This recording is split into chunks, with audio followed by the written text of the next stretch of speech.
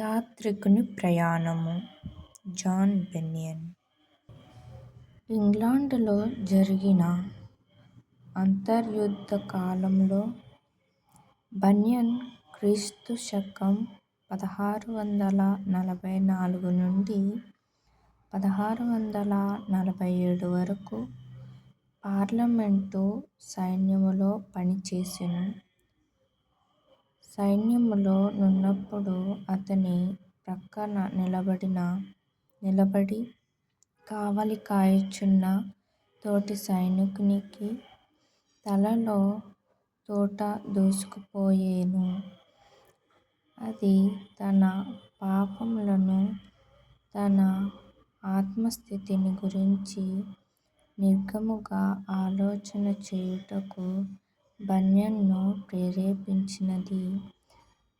అతడు తన పాపస్థితిని తెలుసుకొని, తాను చేసిన పాపములను జ్ఞాపకము చేసుకొని కృంగిపోయి, తాను ఒక పురుగు కంటే నీచుడనై ఉన్నానని అనుకొని,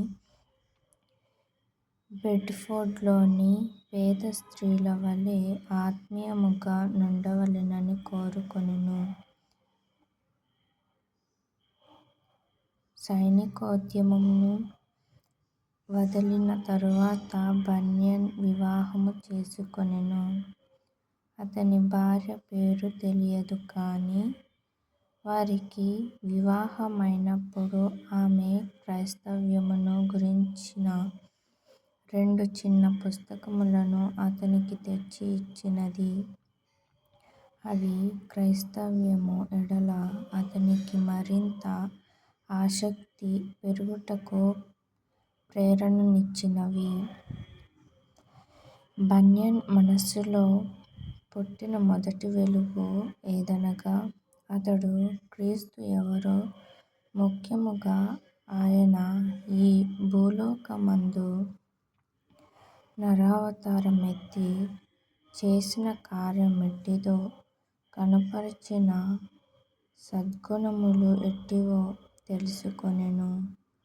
అందువలన అతడు మిక్కిలి నెమ్మది పొందెను గనుక త్వరగా చనిపోయి యేసుక్రీస్తు యొద్దకు వెళ్ళవలెనని కోరుకొనెను. ఆ తరువాత సూర్యుడు మేఘముతో ఆవరింపబడినట్టు భీకరమైన చీకటి కాలము తిరిగి బన్యన్కు వచ్చెను.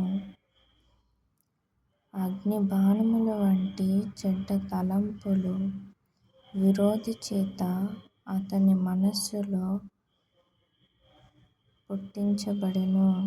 ఒకప్పుడు ఇస్కరియోతు యూదా వలె ఈ లోకములోని ధన సంపదల కొరకు తన రక్షకుని అమ్మివేయుటకు భయంకరమైన శోధనలోనికి వచ్చెను.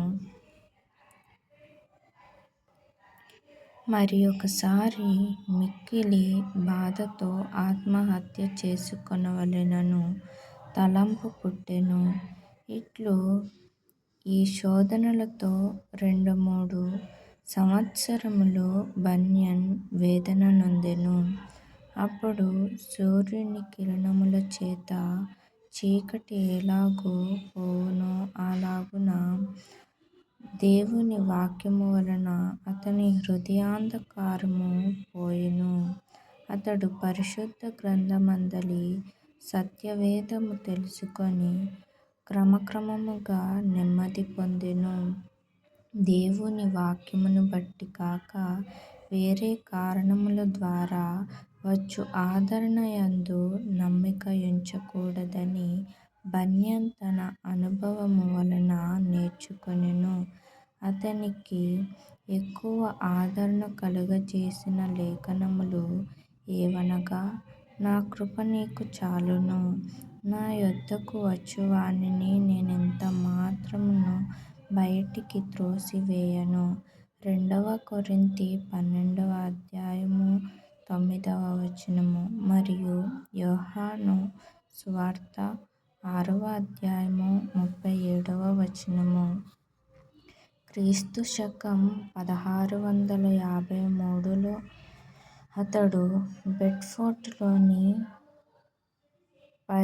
యోహాను సంఘమునకు చెందిన నాన్కన్ఫర్మిస్ట్ అను ప్రొటెస్టంటులలోని ఒక శాఖకు చెందిన వారిని కలుసుకొనెను.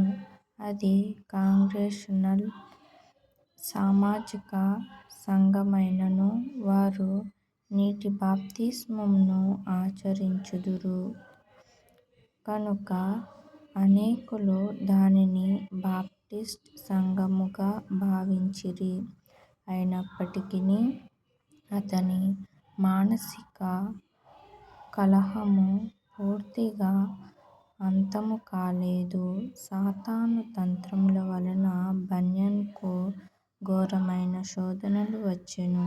అయినను పరిశుద్ధ లేఖనములతో అతడు వాటిని అణిచివేసెను.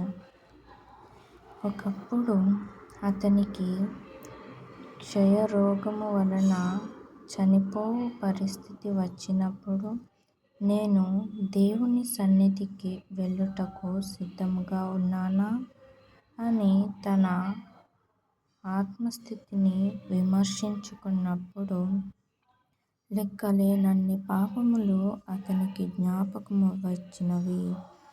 అప్పుడతడు నేను ఇకను బ్రతుకకూడదు, చచ్చుటకు తెగించలేనా అను రెండు ఆలోచనల మధ్య మిక్కిలి ఇబ్బందిపడుచు తన ఇంటిలో అటూ ఇటూ తిరుగుచుండగా నమ్మువారు ఆయన కృపచేతనే క్రీస్తుయేసునందలి విమోచనము ద్వారా ఉచితముగా నీతిమంతులని తీర్చబడుచున్నారు అను వాక్యము రోమా 3వ అధ్యాయము 24 అతని హృదయమునకు తగిలి మిక్కిలి ఆదరణ పొందెను.